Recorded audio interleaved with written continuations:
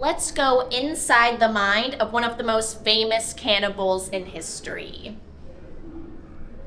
Check it out.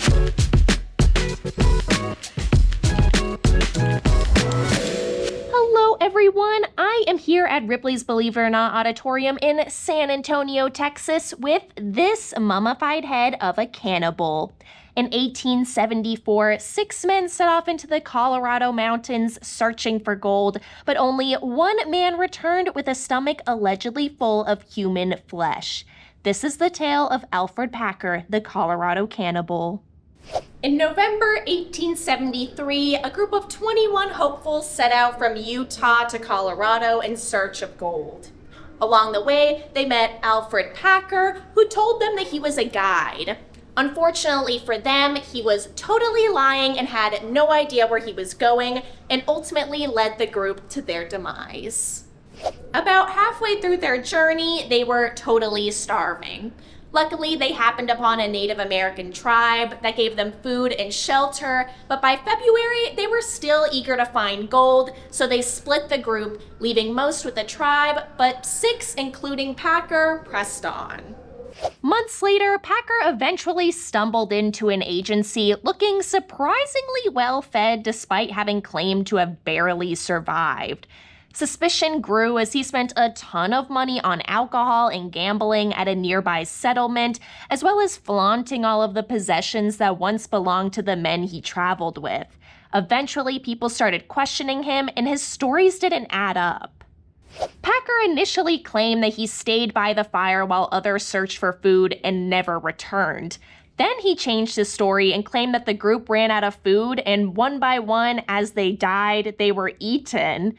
He even reportedly said, "It would not be the first time that people were obliged to eat each other when they were hungry." Packer was arrested for manslaughter and imprisoned, but soon after escaped jail and disappeared for 9 years. Months after his escape, an illustrator discovered the bodies of Packer's companions, all with wounds that suggested they were murdered. Eventually, Packer was recognized by a former party member and was immediately sent back to Colorado to be sentenced for his crimes. He changed the story again, saying one member killed all of the men, Packer killed him, and then he proceeded to eat the meat off of all of the already dead party members. Despite of, or probably because of, all of these conflicting stories, he was eventually convicted of premeditated murder and sentenced to death.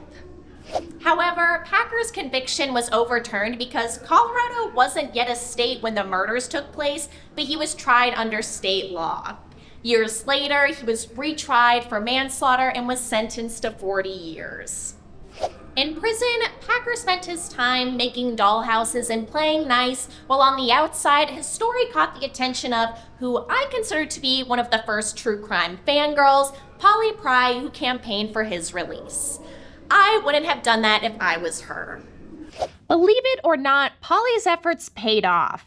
Packer was paroled in 1901 after serving less than half of his sentence. He lived out his final years as a seemingly changed man and even reportedly became vegetarian.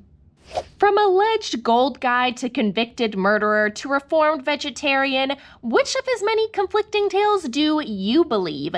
Let me know in the comments, and I'll see you next time.